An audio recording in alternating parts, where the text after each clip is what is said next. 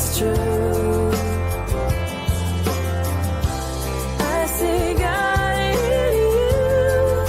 I wanna say I finally found my strength and the light that shines in you. It's what I see. I see God in you.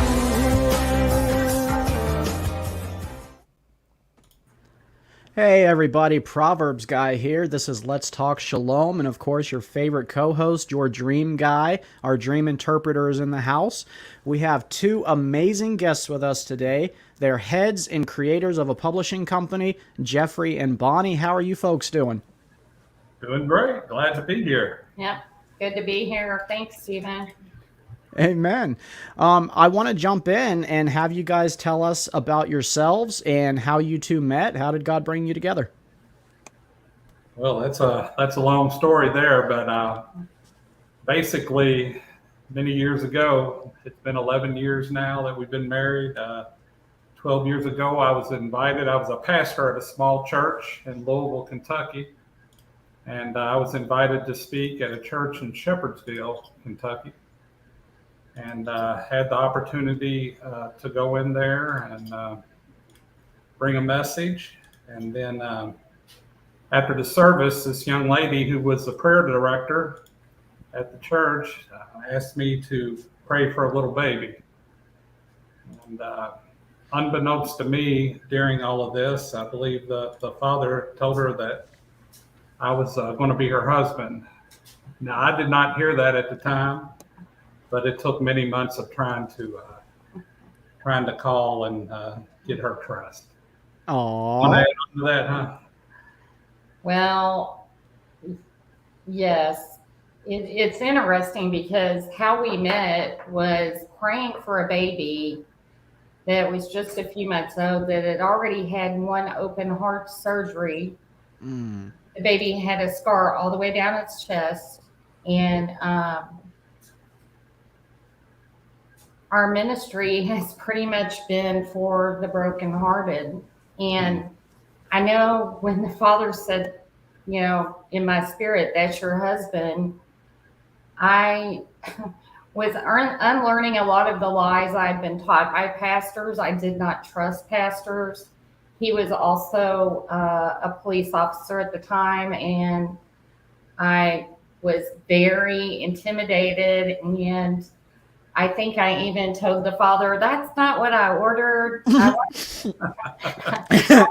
someone to, you know, sing to me and who could play guitar and write worship songs. You know, we always have this idea in our head of this person that the Father's going to send us when we're single, when we're lonely. And he has jokes because we grew up in the same church all our life, and we did not know each other. And my dad was a deacon, and we were just, it was a big church. It's bigger now. But the point is, God is, he has jokes, as they say. So You're right. You're right. I'll give you a perfect example of a funny happenstance like that. My girlfriend and I were both really big into our heritage, and we're both Scottish. And we discovered through study that our clans were rivals. So we started doing research to find out why. And it turns out my ancestor kidnapped and murdered hers. So, oh, gosh. But then all these years later, we're together. So God has a funny sense of humor. Yes, he does. Well, you just topped our story. No way. You guys grew up in the same church, and you were looking for the kind of guy that Jeffrey had to chase off the beach at night because he wasn't sleeping there. Well, there's an article I read called "Break Up with Your Dream Girl." Is about that exact thing where we have this picture in our head of this person we invented that doesn't exist, or would be really bad for us if they did. And then we had to break up with that person to find our actual person. Because like our normal flesh and upbringing, all that is contrary often to our calling. And we need someone that will handle our calling versus someone that just seems nice. And for whatever reason, whatever we're told to like we're growing up, like, you know, it's the guitar, the tattoos, or the motorcycle, or or whatever culture tells us is the big thing at the time. Now, Stephen, there's a little history on the kilt. You know why they call it a kilt? I don't. Tell me. Because they kilt anyone called it a dress. There you go. I'll tell you about my Scotch-Irish story one day off the air. But, Okay. So how long have you guys been married? It's been 11 years. 11 years. And Miss Bonnie, you were told immediately, but you said it took you a while to accept it, kind of? Well, I have a testimony that's fairly long that I've shared on different podcasts, but basically, the very, very short version, I had been abandoned while very sick by my husband. Mm-hmm. And lost everything I owned. Wow. And I was in college. You know, I was a single mom and had bought a house as a single mother. And I mean, I got so sick. I thought I was dying. And so anyway, on my 40th birthday, I got out of bed, my legs buckled under me and they wouldn't hold me up. I was slurring my speech, falling into walls. They were doing spinal taps and MRIs and things like that. And on my 40th birthday, I crawled to a little table I had where I kept my Bible. I just raised my hands to heaven and I said, Father, are you taking my life? And not that the Bible's a magic 8-ball, but I randomly opened it. The first words my eyes landed on said, this sickness is not unto death, but for the glory of God, for the glory of Yah. And I had a lot of trust issues. I've been in some abusive relationships. And unbeknownst to my husband, I had already started writing some of the portions of my new book releases. And so I really had trust issues with pastors, men,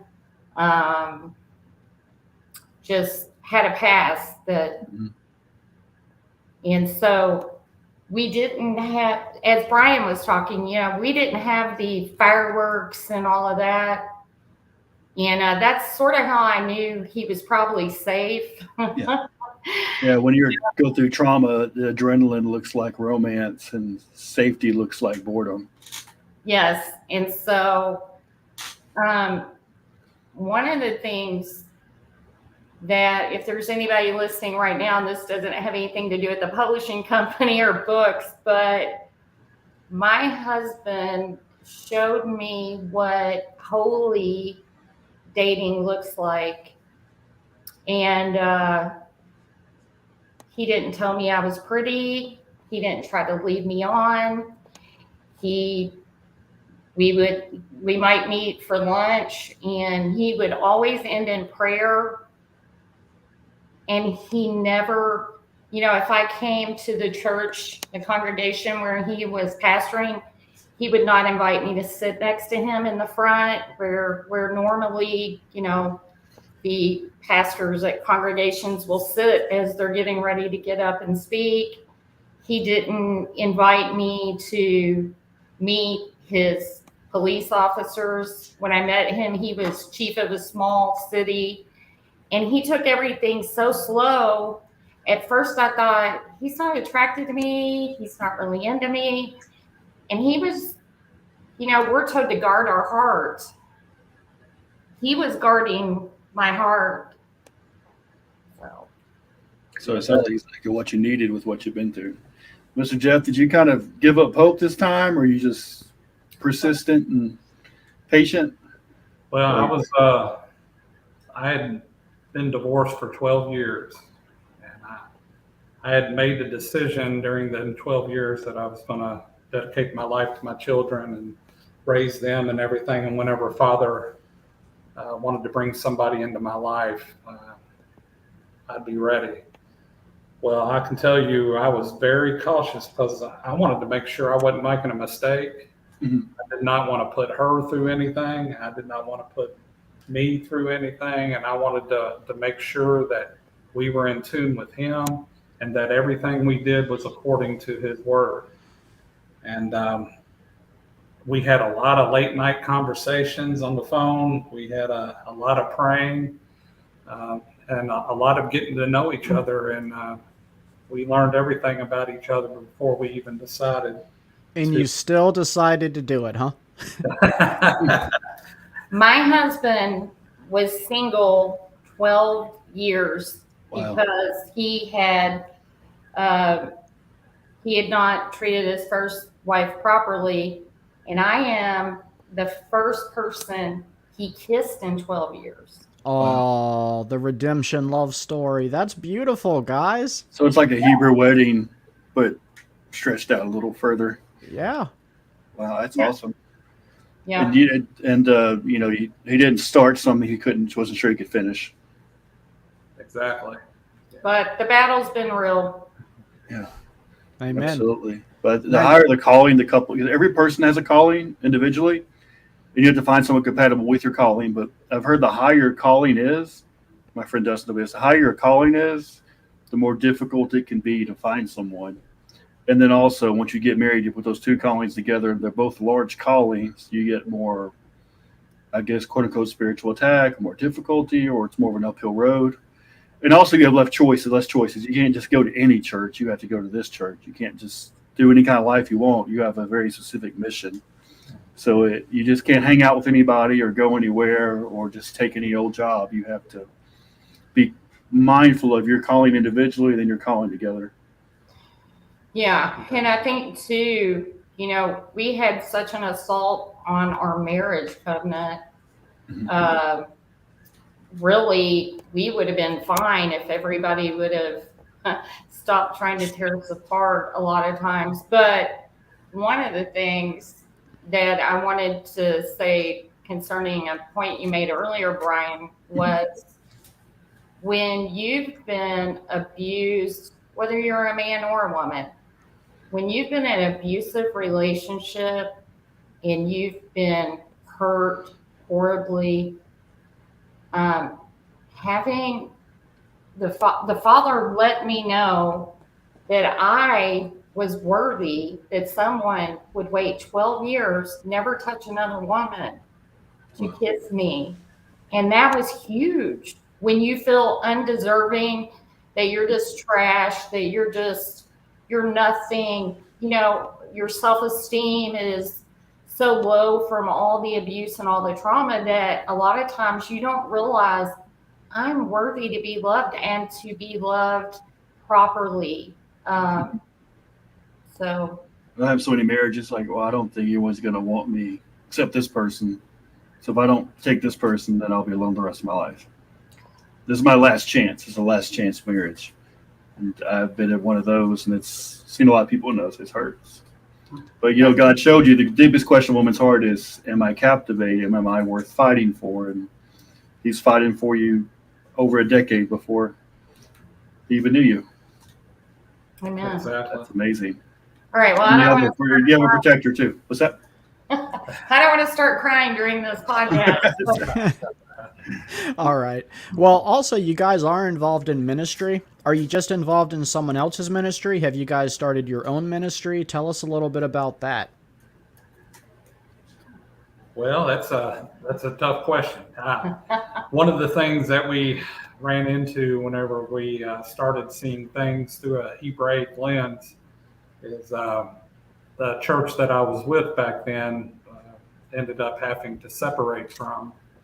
And we started going out and speaking together and ministering together. And we ended up having house meetings back in LaGrange, Kentucky, where we had moved to back then for a few years. We had house meetings, and then Feast gatherings. Yeah. And the Father started bringing revelation that he was going to want us to move. And since then, we have mainly ministered to people on an individual basis. We've done a lot of Zoom meetings. We've gathered at And we've gathered at different assemblies for the feast and different things like that. It's just, it's been a whirlwind, and it's been a blessing too. Yeah, we missed our gatherings in Kentucky because we would have pretty big gatherings. Sometimes, 25 or more people and, in the backyard playing music, celebrating, everybody bringing food or just celebrating the feast. And so one night we were sitting outside and I think it was Friday evening, Shabbat was coming in, and we started talking about should we move. Like the market was good to move, and I said let's just say a prayer. And so we said a prayer, and the next morning I heard the loudest noise in the backyard, and we had a couple of acres.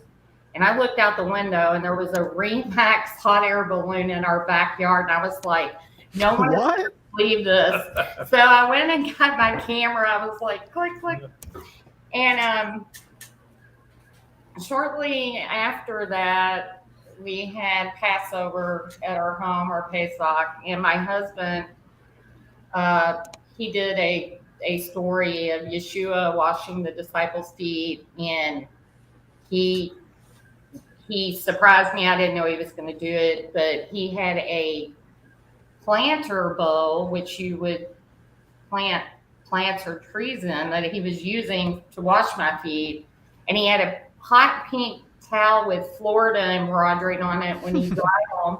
And I was like, are you planting us in Florida?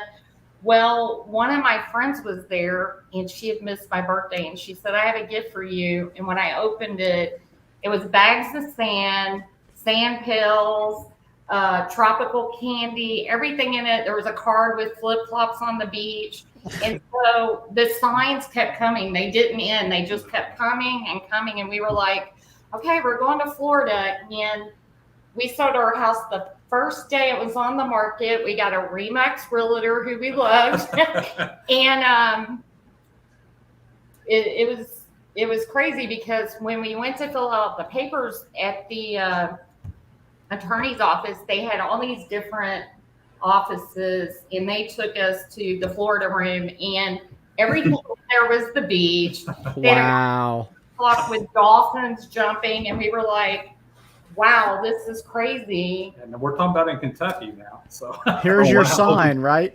No raccoon tails or That's a little log miracle in cabin itself. decorations. It's all Florida stuff. John Paul Jackson has a teaching called the clarity cost principle, that the clearer something is, the more difficult it's probably going to be. But also you lose choice. Like if you're told to move to, say, Miami, you can't move to Tampa or Orlando. You have to move to Miami.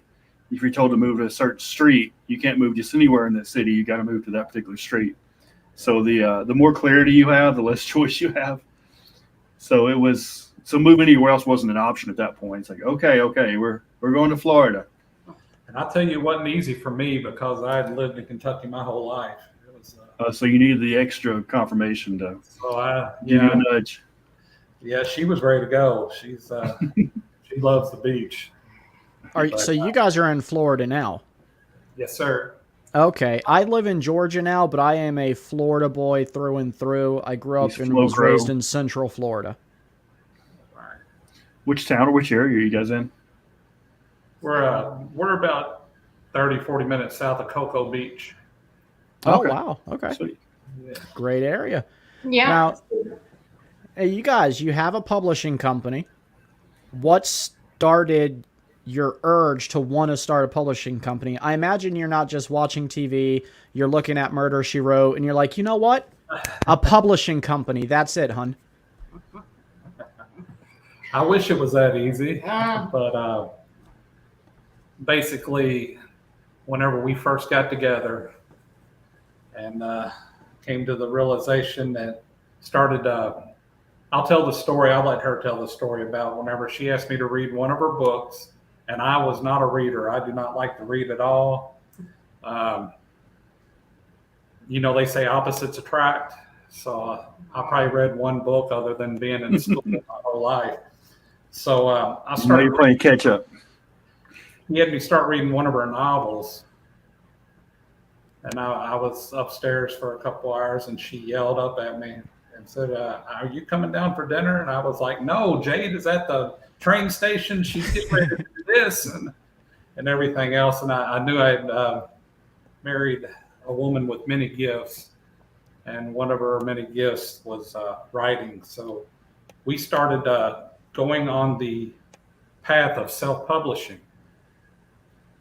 So we done that for over 10 years, where we were self-publishing our books and pulling our hair out and everything that goes with trying to go through editing, formatting, uploading, ISBNs, copyrights, everything you can imagine. We kind of had to learn the hard way, and went through that for, like I said, over 10 years. And I'll let her pick up from there. So what happened, Stephen, was I had written a book called The Spirit of Leviathan, Jezebel, and Athaliah, and or Leviathan, or anyway, the book had won an award, and probably we sell more of that. Wait a minute. Don't just pass by that. Your book won an award. That's big. What was the award? It was I forget. 2021 Reader's New York Choice. City Big Book Award, I believe. No, I think it was a Reader's Choice Award. It doesn't matter. That's awesome, though. Okay. Thanks. Well, the whole reason we started this publishing company was we decided to put a new cover on it because the cover was a little outdated, and we wanted to do a few edits in the book, because as you go along with self-publishing, you learn that every now and then you just need to update things. You get more knowledge or wisdom, and you know, and so when we did that, Amazon locked down that book, and they said, we will even take your royalty because we do not believe you wrote this book, and this book is being offered portions of it for free online. And so we're thinking, did somebody pirate this book? And so we keep answering them, yes, I wrote this book, blah, blah, blah. We're sending information. Finally, around the fourth try, my husband was like sending them the very first cover the book had, our LLC license, the first manuscript before it was ever edited from years ago, my domain name, everything you can think of, the award. And finally, they apologized and unlocked my book so we could sell it. And thank goodness they didn't take my royalty. And as this was going on, we started researching in Amazon who, you know, hey, I know a lot of people hate Amazon, but the amount of books I sell, we would make nothing for the orphans we support. I mean, it's right now, that's kind of where we're at until we venture for another outlet. But anyway, we decided. Now, just briefly, not to interrupt, but we do have audience who are watching, and they have a question for you guys, if that's okay. They're wondering, I'll put it on the screen, is the book still available? So if it is, could you maybe tell us where they can find it? And for anyone just joining us, we have Bonnie and Jeffrey, and they are from Manning the Gate Publishing. Their website is scrolling across the bottom of the screen. Yes, the book is still available, and actually, you can find all my books on my website, which is tacoamanning.com. Just click on the tab books, or you can go to Amazon. That book's also available on Kobo, Apple, Barnes and Noble. Yeah, it's Find a Way Voices. We have it in audio, Yes. paperback, and ebook at several places. And it is an award-winning book, so if you want Bonnie's autograph, that's a little something extra. I would tip her well for that. My autograph's not worth anything, but hopefully the book blesses whoever is interested, and we would love to hear from you all. Let me back up for 1 second. That book is available on Amazon only right now. The Spirit of Leviathan, Jezebel, and Athaliah, because the new series we're doing is available on all the other ones. So right now that one's available on Amazon. Oh, okay. but it is available on audio. Yeah. You know, So- and it's amazing sometimes how somebody meant to take you down actually pushes you forward. They always say, like, without Goliath, there would never be a King David. There would just be a David. Well, I started watching videos where they took their books down. They never were able to, and people that were selling a lot more books than me. But anyway, I told my husband, I said, you know, we've got an LLC. We should just open a publishing company. And he's like, no, we're not doing that. Are you crazy? And I was like, words of wisdom. I took a couple of my books down because I wanted to redo them. And so I think when my new releases, which is a 4-part series, we have 2 out. So I think I'll have around 9 books published. You need that security because it was that covering. We have that covering now. We can say, no, we are the publisher. Here's our license. You cannot remove my work. But not only that, we wanted to help other people who may have a book in them, something the Father has given them. And you know what? It doesn't have to be heavy doctrine. I write poetry. I write young adult novels, fiction. There's all kinds of genres that the Ruach or the Holy Spirit, you know, he gives us all many gifts. And you might have a story, and, you know, sometimes it's like my new release. The first book is called Satan Unmasked, and I go through the evolution of Hasatan or Satan and how he's evolved over time. Well, my oldest son bought the book and started reading it. He laid my book down and started reading through the Bible, and he came to help. My husband just had knee replacement surgery. Him and his family came to help take care of us during that time. And we were sitting outside talking, and he said, Mom, I started reading your book. And I kept saying, that's not in the Bible. And I go get my Bible, and sure enough, it was there. And I kept reading your book and getting the Bible. And finally, I was like, I just need to read the Bible. And I've read Genesis, Exodus, Leviticus, Numbers, Deuteronomy, Joshua, Judges, and I'm getting ready to start reading Ruth. And it was Wow. for Shavuot. And I'm telling you, if that is the only reason why I wrote that book, then so be it. But Praise my point God. is, you may have a book in you, and it could minister to your family, to friends, to people you don't even know. So. Well, what kind of authors are you guys looking for? Well, as you can imagine, we're faith-based, and want to, you know, with us being in the infancy stages, we have to look at every book and every word very close, because we already have about 5 or 6 books that we're working on. So Counting them. yeah, so we just want to make sure that it falls along with our beliefs and everything that's going on. And that doesn't, like I said, if you wrote a fiction book and it has a strong message of forgiveness. I mean, I wrote my fiction books in the 1990s. They're Christian. So they're not going to sound the same as my teaching books or things I've written, you know, now, because that was a long time ago. But they have the by fiction Polishing Jade, he brought up earlier, it's for women who've been abused. And it's to bring strong women who know their worth and their beauty, and to bring healing from that.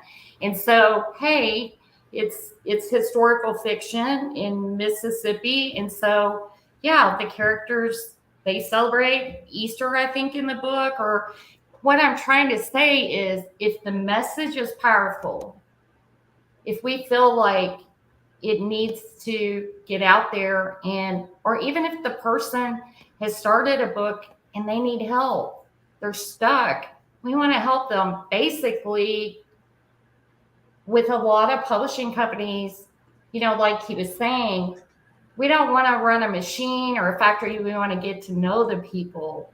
And we want to make sure that they are happy and blessed by the finished product. So that's a really good point you bring up, because a lot of like there's Pronomian Publishing, David Wilbur, those guys, and they're strictly Torah observant Pronomian theology books, which is great. But you guys are much broader. Like you might handle fiction, poetry, prose, plus theology or testimonies, or would that all be accurate? That's in your wheelhouse? Yes, sir. And you know, Okay. just to reiterate, I believe that whenever we first started talking about this, my main vision was to help people to not go through what all we've been through during this publishing thing. Yeah. Like my wife, if it wasn't for me, you know, for us, the Father bringing us together, I don't know if she ever would have published a book. You know what I mean? Because that was part of the Father's plan. He brought us together. I mean, there might Amen. be a woman out there that is disabled, that doesn't have anybody to help, but yet has words that can minister to those that are hurting. And we basically want to be there to help people, to be a protection, a covering for them, and to help them through the process, especially new authors that really probably don't know what they're getting into. And I think that's really when the divine help and protection comes in. It's not just, I'm going to make a company and make some money. It's when I've been through this, I don't want to see other people go through this. And I think that's when God blesses things and they become huge and they become bigger than you ever expected. Because like in the Jewish thought, Daniel Lapin's a rabbi, but he's also a business consultant. He talks about like in their model, it's not, you don't start a business to make money. You start a business to fill a need. And money is a side effect of helping fill the need. And you guys are helping this need. And I've tried to self-publish before. I mean, you've seen some of my books on Amazon, but it was an uphill climb. It's like 3 months to get a royalty check, and that's to sell so many copies. And you got to buy your own, and it's just this whole giant thing. And some of the smaller Christian publishers want you to buy like 100 copies up front, so you need a bank loan just to get your book out. And, you know, and it's very difficult. Or you hire a stranger on Fiverr, and you hope they're legit and they're going to do a nice job. Like Stephen's girlfriend Christina does terrific artwork, and you guys have some artists, but I really like the Jewish business model. If you do business with people in your community, because you don't want to pour it into the world, like you give money to some random company, you don't know what shady stuff they're going to do with it. But if you give it to a Torah observant family, you know it's supporting the Torah observant or a faith-based family, and they're probably supporting good things with it. And the money their business brings in, it's going to support. So even if you don't buy the product, use a service, you can still support it, and it's going to help the kingdom families support the kingdom.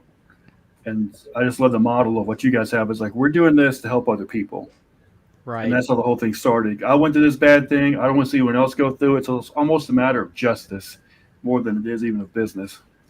And what's funny is my girlfriend, she's working on 3 separate books right now. She's a fantastic writer, just like you described, Bonnie. So that really made me smile when I heard it. So I'll definitely have her look into your guys' company when we get closer to publishing. And if you guys are ever looking for some art for your cover, she is an illustrator, so that's what she does. Oh, awesome. And I'm going to start working on some more books in the future. I'm going to try to send it to Bonnie and Jeff too. So just so you guys know, they do really good work with the covers and editing services and all these things that make it difficult for an author to get from I wrote this Word document to I have a book you can buy. There's a lot that happens in the middle that I got stuck for 10 years trying to find someone to help me with the stuff in the middle. We appreciate that. And we would love to read your wife's book, Stephen. And we can always use illustrators, especially if she does children's books. That She specializes in children's books. Oh, wow. So, okay. Well, we need, after the show, we need to Right. set something up. But yeah, and I think, you know, going back in time, when I was 30, I had 11th grade education and I entered a community college. And, well, to backtrack, when I was in probably 5th grade, I was given an assignment to write a poem about spring. And that was my favorite thing in school. I loved reading. I loved writing. I bring my poem, I turn it into English. The next thing I know, I'm in the office with the principal, my teacher, my mother, and a counselor. And I am petrified because I never got in trouble. I was kind of introverted, stayed to myself. And so the teacher is asking me who I stole the poem from. And I said, no one, I wrote it. And she points her finger at me and she says, I know that this is plagiarized and we think it's Emily Dickinson and we're looking for this poem and we will find it. Well, I didn't even know what that word meant. I mean, I was like in 5th grade. I was so terrified by this that I quit writing because the thing that made me feel good, they made me feel so bad that I stopped writing. And so that was the enemy. I walk into this community college and English 101. And the professor pulls me aside after a couple of weeks and she says, you have a gift to write. And I feel like you need to enter this contest they're having for all of the University of Kentucky community colleges to write a poem. Well, my mind goes back to that little girl and I'm like, I don't know if I can do this. Well, I write the poem and I win. Wow. Wow. At the time, I was waiting tables. I was a single mom. My professor would come in every now and then to see me. Well, she is now my editor. She is almost probably 80 years old. And she is fantastic. She has a English Lit degree, and she has inspired me more than anyone. So I guess what I'm trying to say, wherever you're at on this book journey, whether it's us or somebody else, the Father knows. He sees all, and he knows the exact time that you're going to be ready, because even Joseph thought he was ready, right? Mm-hmm. Oh, I'm ready. When I met him, I had books in my computer for years. I mean, I wrote Polishing Jade in the 1990s. I met him in 2010, maybe. So it's not always this overnight, immediate microwave success that we're kind of sold on in America. Yep. That's it. The drive-through fast food. I mean, if that's what you want, today have you seen these publishing companies? You can write a book in 10 days. Well, you can probably if an AI robot writes it for you, but which is plagiarize whole paragraphs probably. It stole off somewhere. And that's the thing about the modern culture is sometimes things become too accessible. Like you're Emily Dickinson, you got to be really good to get a poem published back then. Or even when I was growing up in the 80s and 90s, but now some things become too accessible and the market gets flooded with just everything, and it kind of drowns the people that have talent because they're just lost the shuffle of 10,000 AI written books. But I'm so glad you guys actually you have a target audience, you have a target authorship, and you select quality work. You're not looking for anybody and everybody that'll send the book in like KDP or something, but Kindle Direct. But you guys, it means something when you've accepted it, the manuscript, and you're going to work with it. It has some street cred, basically. Yes. It's got to come under the gate, manning the gate. When it comes under the gate, we're going to support it. We're going to post it. We're going to interview you as an author. We want you to be successful, and we want the gifts and the message that the Holy One has given you to go forth. Because just what you said, Brian, we were looking at just Messianic publishing companies, Christian publishing companies, and a lot of it is just, teaching, doctrine. And not the Christian publishing companies as much, but, there just didn't seem to be a space that felt safe and that, for what we were encountering. We felt like there was a place, and like you said, there is the market is flooded, right? Every market is flooded, whether you're a musician, a writer, whatever it is. Mm-hmm. Oh, absolutely.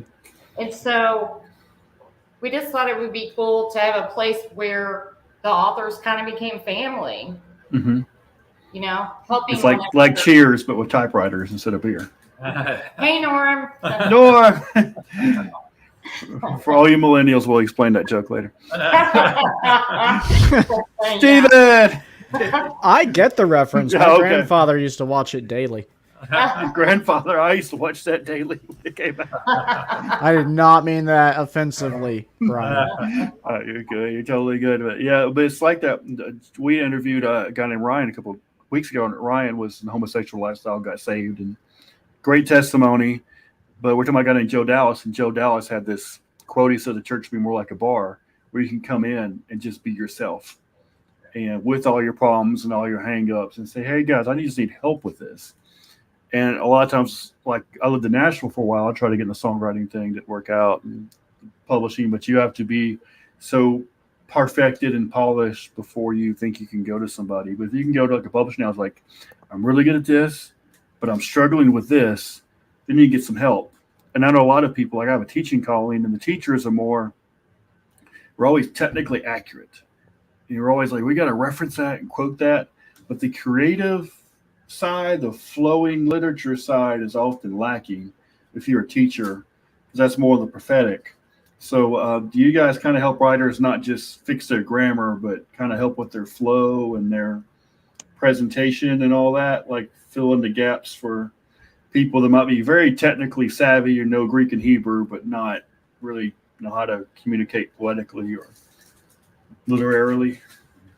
Well, we're from Kentucky, so we ain't doing grammar. All right. Hire a Yankee for that. We do more line edits, I guess you could say. We're looking, we want the transition. We want to help you with the manuscript before we send it to a professional editor, because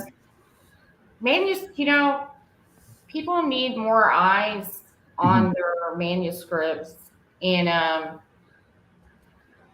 they really do. And also being able to accept a critique, and ponder it, meditate on it, and think about, hey, how you could have done this better, or worded this better, or maybe it's an ego killer.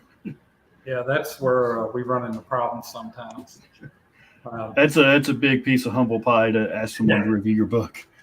People do not like anyone touching their babies, and that's kind of what they become, your child. And so sometimes your child needs a little face washing or something done. And so can you guys give us maybe an example of when something might have come across your desk and you were just like, oh mercy, where to start? Was it my book I sent you? You can use that one if you need. So Bonnie didn't make me cry, but she had some really helpful input, I think, on my courtship book that would really give us the upgrades it needed and some things I hadn't even thought about. So I was really thankful for it. But she is kind with the truth. But it's very helpful when it's like, oh, this is why it's held up. And people are like, yeah, I like it. Some of that don't make sense. Like, oh, that was what was wrong. So I appreciate her looking at it, her edits. Good book. It's a good book. Yeah. And we still plan on, helping you with that perfect cover you want and what you want to do with that book. But have we had anything come across that we've had maybe one book that we really struggled with a little bit, but maybe you want to share about Landra. Let me start by saying this. I don't think we've touched on my wife's pen name. We have Jeff and Bonnie going through there. Oh, that's a good one. Yeah. Her pen name is Tekoa Manning. So if you look her up online, it's www.tekoa, which is TEKOA, Manning.com. And that's where you can find her blogs and her books and everything else, because I know a couple people have asked So you can purchase the books from her website also. Oh, awesome. Name. And Yeah. I've got a Let's Talk Shalom website. Everyone that's a guest in the show, I'm gonna make them a little profile with the website under it. So And for the remaining of the show, Okay. for the remaining of the show, I changed the scroll or crawl at the bottom of the screen to yourpinname.com. Thank you so much. No Thanks. problem. And we're gonna have you guys a profile up there too on the show homepage. We're gonna have you guys a profile with a link to your work as well for prosperity. Thanks. Now, are there any kind of types of authors that you guys would just have to decline, like maybe someone with some far left ideology, or people who are wanting to publish something like very carnal in the secular world? Or is that something you would have to evaluate book by book? Yeah, we would have to evaluate a book by book, but we probably would not do anything like that. We would not do anything Yeah. like that. That would not come through manning the gate. But we also believe that, as Brian was talking about, somebody who's been down that road and they're struggling with their identity. First of all, our heart is grieved for people that don't know their identity. And we've got the body of Yeshua. Often they don't even know their identity. So how's the world going to know theirs? And so we want, we really would love to, minister to anyone like that and not be judgmental and harsh. I see a lot of, I feel like the people need mercy, not just correction and pointing fingers. They need love and mercy, the same that Yeshua gave, when the woman is washing his feet with her hair. All of the leaders are saying, oh, if he only knew who that woman was, there's no way he's a prophet. And the greatest prophet that ever walked the earth knew exactly who she was, and they didn't know who he was. So going back to what books we would allow, we feel like we would tell everyone, look at the books we publish, look at my books. We're going to have some more books coming along to view. And I think my husband wanted to share the very first book that we were presented with. So Yeah, and we consider it probably a first fruit offerings for this company. Is one of Bonnie's dear friends and a group out of Tennessee.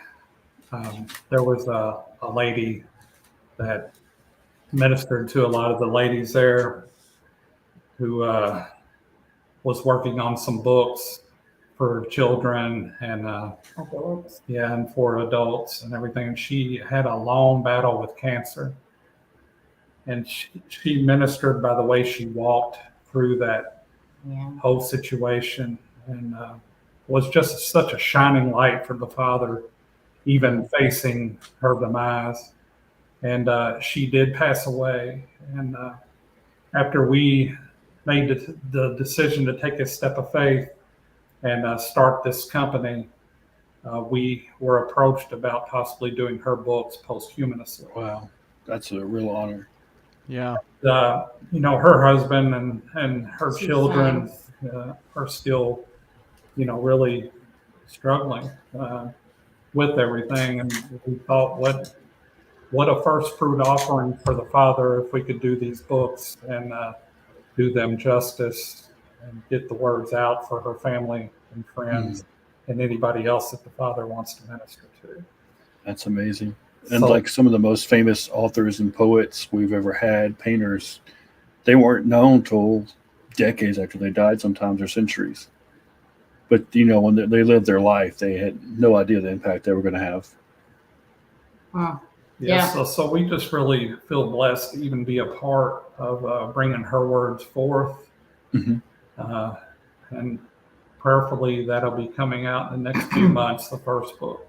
Yeah, it's a learning program for children to learn all about the tabernacle and all the articles. Oh, that's awesome. And it all points to Yeshua. And then, her sons, they're not young, but they're probably, I want to say around 11, maybe, and 14. They're younger, but they're they're not little toddlers, but they're going to help their dad. We designed together 6 book covers, and so they're going to sit down with their dad and they're going to pick out what they think their mom or what they would want.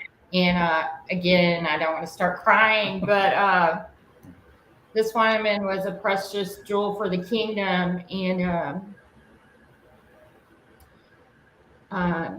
you ever have those moments where you miss it, where the Father tells you to reach out to somebody, but then this happens and that happens. And, distracted, and like, maybe that wasn't, maybe I'm just, hearing stuff or whatnot. Yeah, and I'd had those moments with her before, but I felt like I missed an opportunity before death, and I was really weeping over that, very upset. And I was just praying, Father, I hate, if I didn't say or do anything that I needed to do concerning her. And so when these books fell in our lap, I just felt like, wow, now her second book has over 1,000 pages. So it's more of a memoir. So we're definitely going to have to either condense it or make it 2 books. But her words are like honey for those suffering, and we can't wait to get those completed, and we're hoping to get them out by Sukkot because that's when she passed away. So yeah, a coloring book or an activity book to go along with that would be terrific too, because that's such a hugely in the Messianic community. It's like this very abstract, and if you don't have a congregation, which so many people don't, the kids don't go and see a candle being lit or prayer shawls everywhere. They just kind of an abstract thing they're doing by themselves. But if they can color about it and have a tube about it, or have a children's book about it written on their level, it's such a good starter for them, especially since so much stuff is on the other spiritual sides out there targeting kids, like Harry Potter and all this targets kids. But if you have something that shows a spiritual side in a godly way that's historically accurate, it's not Jesus in front of a Christmas tree stuff that you often see at Lifeway and whatnot. That's such a huge blessing to all these children coming up and to the parents that just can't find that kind of material. So she's going to carry forward so much she didn't even imagine, I think. Yeah, this is geared toward any people teaching the children, and they are actually setting it up to be on 8.5 by 11 pages, so that people can just copy the different inserts and the crafts and everything. There's crafts in it. Oh, sweet. Oh my gosh, Brian, let me just say, they did all the crafts, her and her friend, before she died, and they took photos of all of them. Oh, wow. So you have like the completed plus the instructions. And they went to the point of building like the Ark of the Covenant, spray painting it in gold. It is, these crafts in here, they are phenomenal. It's like Hebrew Science Fair. Yeah, so you're right. So she thought of everything, and so this would be really good, just to hand out for Sabbath school and exactly. So grandkids, absolutely. And that's some, I guess, kind of author theological questions, real quick. So there's cessationism, which is kind of belief that all the gifts have ceased, and I say God. People believe God's taking a 2,000-year nap. But there's continualism, which is the belief, the gifts are still for the day. Speaking in tongues or prophecy, or, I do dreams and visions are still for today. So I understand from reading you guys' works, you're more on the continualist side, that the gifts are still for the day. So you would accept authors that maybe they had a prophecy or they had a dream or they had a vision, and that would be within the wheelhouse, because a lot of publishers won't. Like Moody publishers might not go there with someone. Yeah. Brian, I used to have a dream interpretation group on Facebook called Obadiah's Cave, a safe place for prophets. And all we did in there was just interpret dreams, and different people would see different things. Yeah. And I started with like 7 people, and it grew to like 350, and I couldn't keep up with it all. My brain was like, and my husband's already a dreaming machine. So so he's got it in-house. Yeah. So the father was kind of like, this chapter's over for now. But I still, get dreams from people, but not like I was then. I could never finish a book or do anything. That was It's all day, every day. it I got was 5 today, I think, and it was quieter for a while. I got 5 today. I'm like, okay, I'll get back to you guys before midnight, I hope. oh my gosh. Well, if you ever need help, I love Thank you. dreams. I love them and the details. I have a YouTube channel called Elijah's Prophetic Cup. Yeah. And I have videos on dream interpretation if anybody's Sweet. interested. So, yeah. Send me that link because I've got shalomtoyourheart.com. It's a giant virtual library of just things I saw that are by the leading experts in the field. But I've got a section on dreams, like shalomtoyourheart.com/dreams. And I can put your YouTube videos on there and your link. So Okay. whichever link you want so people can find you. Because I send them, every time I interpret a dream, I send them the link so they can learn how to do it themselves. So I could put you on there too as a resource Okay. for them. Yeah. And that's instantly missing Obadiah, the last kind of, my friend Michelle Reimer is Fairhaven Training and Equipping Center. And they have this prophetic night, and somebody's like, Obadiah. I looked at me like, what does that mean? Who was Obadiah? I had to look it up, and he was the one that hid all the prophets in the cave and gave them a safe place through their gifting. And he was actually a Gentile. So I'm not Jewish that I know of. So that's really super cool with that. But yeah, send me those out on the resource site. And then and you guys are already on the writing portion, shalomtoyourheart.com/writing. I've got your website up so authors can contact you. And the other question was, I know you guys believe in the gifts. So if someone had the gifts, so it's Pentecostal, charismatic, Church of God, etc., could reach out and, find maybe a warm reception. And also on the Hebraic Torah side, I call myself Torah light, like Sabbath feast. Like I don't yell at people about the most. I don't yell at people about Christmas, but I'm not putting a tree up. I'm not, yelling at people about it. Brian, that's exactly where I am, and I've been calling it like semi-Torah observant. Torah light, like the mayonnaise jar. The Christians think I'm going to hell for keeping the law, but the Jews are like, no, you're not. You don't do it enough. Yeah. You're not keeping enough. So I'm just somewhere in there, Yeah, kind of in the middle. So I know, and you guys, you do the Sabbath, you do the feast, you do the Bible diet. But is that a requirement to be published, or you just kind of avoid things that would be contrary to it?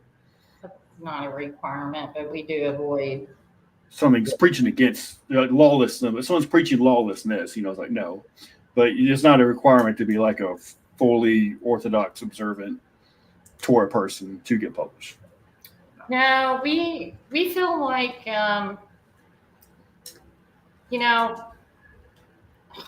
it's gotten so bad because here's the thing. That church where I met my husband at many moons ago, I was teaching an adult Sunday school class about the mikveh, about the ruach, about the Torah, and of course I got run out of there. But anyway, what I'm trying to say is we love the gifts, and we feel like that's part of the problem. There's so much bondage sometimes when you start learning and you start seeing things in your Bible you've never seen before. I mean, my husband was a pastor, and he was reading some of the stuff when we first got married that I'd written, and he would walk in the room and he would go, "Are you trying to tell me? You got to be kidding me," because he had never seen that in his Bible before, right? Yeah.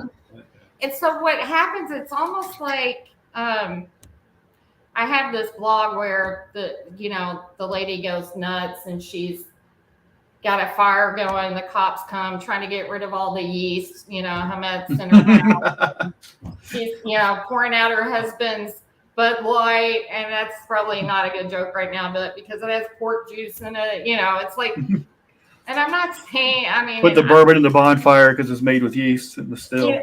Yeah, and so I feel like, I even know people, I don't know how much time we have on here. It seems like we've been on here a while. Are we talking too long? We'll take a little bit. No, we're at 59 seconds. I'm sorry, that would be short. No, 59 minutes. And typically what we do is right at the turn of the hour mark, we will continue going as long as you guys like to. But we also open it up to the audience. So if somebody has a question about writing a book or publishing, they can come on and ask you. And also, this is a time when Brian is able to interpret a dream or two. So you guys Or are at Bonnie. this point. Or Bonnie. You guys are right. Oh yeah, great. So 2 interpreters in the house. It's a great night. I have one I need to send Bonnie. So I've got two quick questions about her books, and then Okay, let me say this real quick, and then you can ask your 2 questions, Brian. buddy. You guys are under no obligation after this point to stay, so don't feel pressured, but we are enjoying your company. Brian, it's on you. Awesome. So I read some excerpts, and actually I read the whole book. I think on your first 2 books you have out now is Unmasking the Masking the Unseen's a series. I'm sorry, Unmasking the Unseen's a series, but the 4 titles are Satan Unmasked, Spirits Unveiled, Wolves Unseen, and King Revealed. But the first 2 are out now, second 2 later. So on the 2 that are out, you've got Satan Unmasked and Spirits Unveiled. So tell us about Satan Unmasked. Do you have a little? Your view of Hasatan is more. I'd say it's more Jewish than Greek, and more Jewish than modern. I would say, but it's not secular. You're going to either. have to explain that because that sounds fascinating. So Satan Unmasked right there. Yeah. So the Greek mindset is, our modern mindset is it's a dude with a pitchfork, a little red suit. It's more like Dante's Inferno. And he's responsible for every bad thing ever, all the time. The caricature of Satan. The caricature is like the Catholic model of Dante's Inferno, maybe the charismatic deliverance model of there's a demon of sneezing afflicting you with sneezing. It's nothing to do with the pollen outside. And then there's a secular view, which is totally a human concept. There's nothing supernatural at all. It was totally invented. But the Hebrew mindset was, I think, more in line with Bonnie's book. So I want her to go into that. Well, what I like to do, and this is just me personally, when the Father led me to several scholars that I tried to just soak up everything I could and learn from them, and also just learn from a lot of academic writers and Jewish resources, but also other resources, because we have to look at history. We have to look at archaeology. We have a lot of things going on. But what I like to do is take a tough topic and make it really simple for the body. Because I think when I'm reading all this heavy text and it's just, over and over, and there's no, it can be like, just for me, I know a lot of people love that type of college type textbooks, or, really just, I don't know what I'm trying to say. Very heady academic. I like it's written in academic is what it is. It's no one can read it. Go ahead. Yeah, I mean, I'd like to bring the meat, right?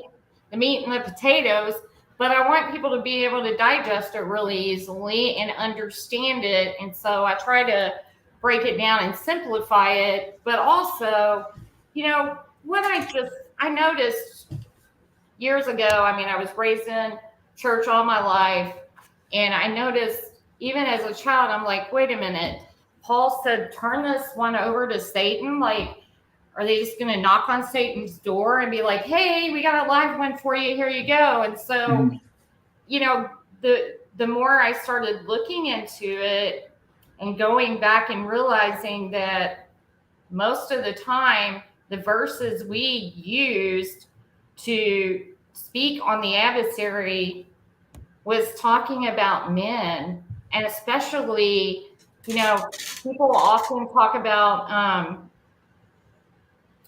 we wrestle not against flesh and blood, but principalities and powers and rulers of the airways. But they don't think about that word principalities. When you start looking that up and researching that throughout the Tanakh or the Old Testament, you'll see that these represent kings.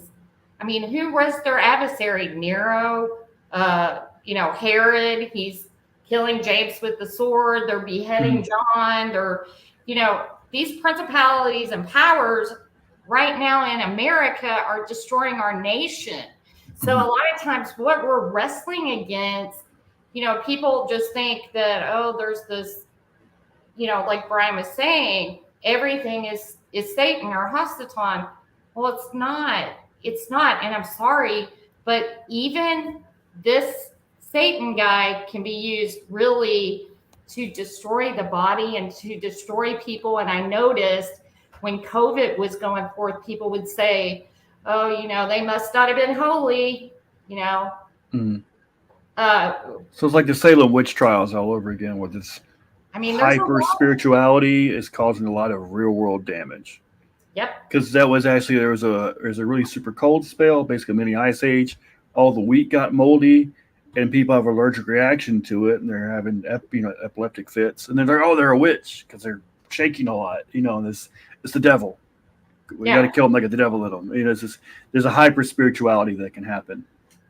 Yeah, but what I really like that she does in here is she'll show where men have gotten in at certain times in history and have changed it. Just bringing out the historical facts of where man got in and impacted what the word says. So you believe there is a physical spiritual being called Hasatan, but it's just kind of overplayed? Or you think it's completely a symbolic, a literary figure, like a figure of speech? Or is there a historical figure, or is there an entity that has just been blamed for everything when it's not always talking about him every time? Well, not that I'm a politician or an attorney, but I'm not going to answer that completely because I want people to read the book. I want people to get the book because here's the thing. Yeah. When the Israelites were, went off to Babylon and all this Hellenism came in. Yeah.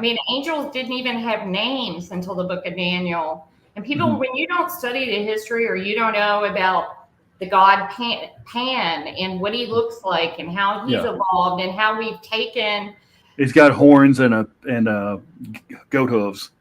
Right. And it's like people have taken passages from Ezekiel and Isaiah and they've distorted it because they haven't read the whole books or studied them deeply. And we know that Lucifer crept into our Bible. It's a Latin word. How does a Latin word get in the Bible? That's a Hebrew book. And so, I want people to buy the book, but here's what the back of the book says. Satan Unmasked examines passages of scriptures concerning Satan and the origins of how he evolved into doctrines and belief systems, taking on many different forms as the embodiment of evil. In Christianity, Satan has developed into God's adversary, a fallen angel. However, in Psalms and the book of Job, Satan is likened to a prosecuting attorney in the heavenly court. Now, when you read the end of the book of Job, it's very interesting because it says, let me see. Well, anyway, it says that all of Job's family came and they blessed him and they gave him like offerings. I can't remember, so I'm paraphrasing this badly, but it says for all of the trouble that the Lord Adonai brought upon him.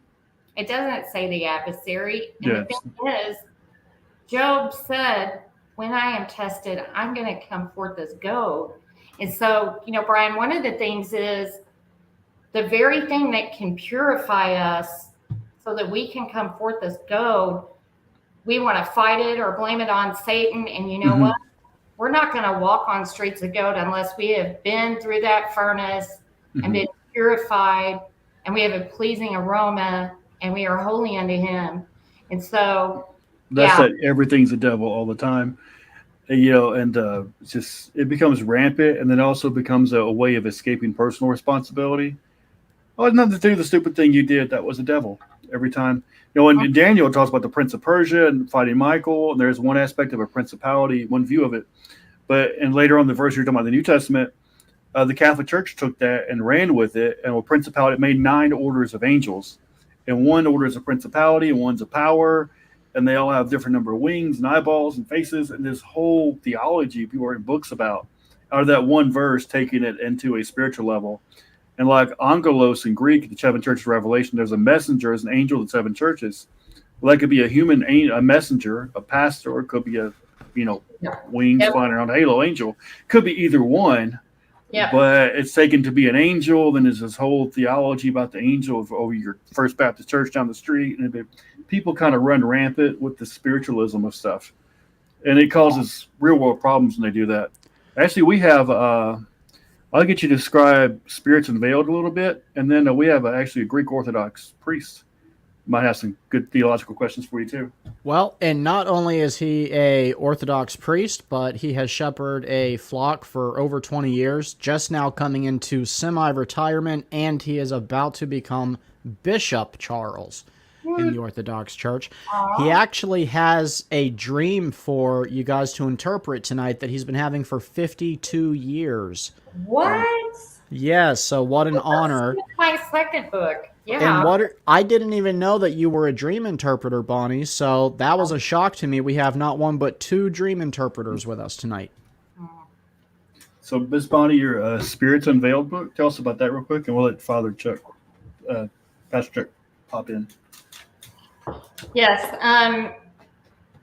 This book has a lot to do with what you were speaking about earlier too, Brian, because that word malak and angel and how things have been misinterpreted. And so I talk a little bit about sickness and disease and everything you can think of in the Bible, anyone who suffered, anyone like the prophet Elijah who died in his disease.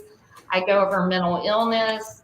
I go over the heavenly agents, the angelic host, the witch of Endor. And I have 2 chapters on the witch of Endor because I just found her so fascinating, and the fact that everything that happens with the prodigal son, King Saul does opposite, and he sits on a witch's bed, or a necromancer. Not sure I pronounced that correctly, but anyway, he sits on her bed, and then she kills the fatted calf. So when the prodigal son comes home, the father greets him and kills the fatted calf. And so I go into a lot of details on that story, but I talk about ghosts, spirits, demons, deliverance, everything. Do you say you do this from a linguistic, historical perspective? The language, when these ideas developed, the way we got them today? Well, one of the things that, I probably didn't share at the beginning was I was in deliverance ministry for a while, and the father was really showing me how they were harming sheep. And, but also I was experiencing a lot of things. And so I write about some of that too. But anyway, I would like to hear about the Bishop Charles here and his wonderful dream he's been having for years. So how exciting. He also brought along a rook, a pawn, and we're looking for a queen for him. No, but we also you forgot my castle. Yes, sir. Also, we have Rosie joining us. She was out in the comment section plugging your guys' website away for you, and I think she had a couple questions. But first, we're going to let Father Charles share his dream that he's been having for 52 years. Let that sink in, and then we'll see if we can get some interpretation tonight. I guess that means I'm on. Okay. You have the floor, Father. Yes, sir. Where do I begin? All right, first of all, this stream doesn't happen every night. Let me make that clear. But anytime something significant in my life, it can be bad, it can be good. Okay, it's not, it's not always bad, it's not always good. I finally caught on. I guess I'm a slow learner, but I finally caught on about after a year. I said, every time I dream of this girl, something significant happens in my life. Now, this girl, I don't know her name. This is the really now I would know her on sight, obviously. and let me get this right out of the way in case anyone's thinking that might be thinking this. These are not sexual dreams, okay? I'm simply, she's like a best friend is the best way I could describe her. Some things that pop out in my mind. I almost lost my daughter to a car accident in 1996. And in retrospect, looking back, and that dream was vivid. The girl comes to me in the dream. We're hanging out. We're always just hanging out, talking. Yeah, it's nothing like. Hey, Pastor. "Ooh." Yeah. Is there any kind of particular color scheme in the dream, or is she always wearing the same clothing? Is it different clothing? Anything that sticks out? Details are very helpful. It's interesting that you would mention that. She's always wearing the same clothes. She's a brunette. There was something else I was going to say that she's constant with. She's very intelligent. How do you know that? The vocabulary she uses. Only an intelligent person would use college words. We call them $1 million words. But back to my daughter, the one that sticks out. And retrospect, I understand the dream. But when I had it, I didn't understand it. During the whole dream, we'd chat a little bit, and she'd say, "Now, don't forget what I said. Everything will turn out okay. Don't worry. It's going to seem very bleak. It's going to get very dark. But in the end, you'll triumph. Your daughter actually will triumph." And she was hit by a tractor trailer. She had damage to her brain stem, and they told me to make funeral arrangements. She wouldn't live through the night. Was that the first time you ever saw the girl? No, I started seeing this girl, I guess I was 10 or 11 years old. I mean, it was simple things like, I'm glad you brought that up because that's what I mean. They're not all dramatic. She told me that a new guy would be moving into town and you guys would become best friends.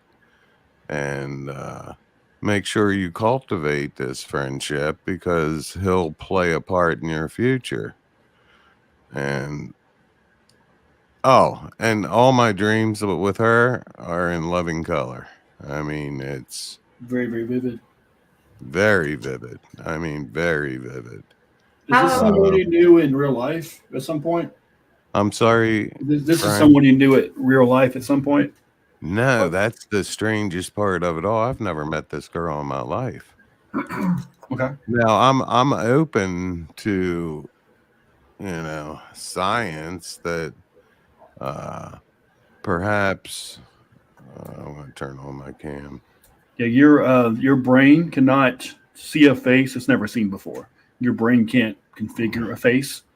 So Right. either in a vision or in real life, if you see her face, it's someone like if you could recognize her, it would have to be someone you've met at some point, or you saw them in a vision. Yeah, maybe. Like I say, I'm open to that because I always wondered, where did I? It get imprinted. I've always thought to myself, where did I meet this girl? Mhm. But at 10 or 11 years old, it was in between those turning points in my life. she told me that I would meet a girl. It was now I'm going to be jumping around in the time frame here. Okay. So I hope you can stand that. And also, Bonnie had a question for Go Claire. ahead, Bonnie. Go ahead, Bonnie. I might as well do it now.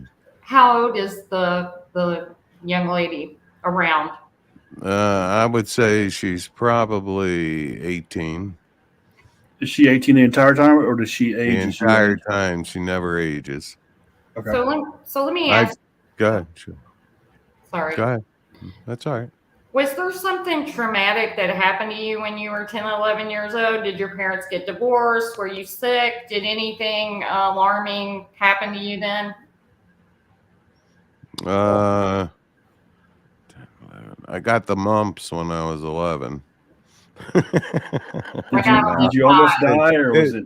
It was traumatic to me then. That's all you got. Okay, so boy, was I sick. I'll tell you what, mumps. I was sick. So, do you have any siblings? Yeah, I have a older brother, a younger brother, and sisters right in the middle. Me and my older brother are 3 years apart. Me and my sister are 3 years apart. Me and my younger brother are 5 years apart. Did your mom ever have a miscarriage? That's what I was going to ask, Brian. Yep. Yes, she did. This might be your older sister. Between my brother's birth, older brother, obviously, and my birth, she had a miscarriage. How many years? So would it be around like when you're 11 and she would be 6, 7 years older than you? Is that feasible? Right. So 18 years old. Yep. Yeah, 18. Yeah. So go ahead, Bonnie. Bonnie, you have anything yet? No, we're just on the same wavelength. So go ahead. Okay. Yeah. But it would be it's even when I decided to become a priest, you all have to understand I was raised Roman Catholic. Everybody's got to pass. Huh? Everybody's got to pass. It's okay. Yeah. I'm joking.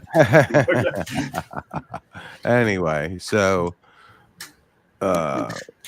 you may or may not know, except for exceptions, Roman Catholic priests cannot get married, where Orthodox priests can get married. That would motivate me. But the point that happened here, and it's as clear as I'm saying it to you now, I just call her girlfriend. I don't know her name. Whenever I see her, I say, "Hey, girlfriend." But anyway, if it does turn out to be your sister, Chuck, you can't make jokes about Southerners anymore. Really? Yeah. If it's your girlfriend. But you had mumps and Mississippi-itis.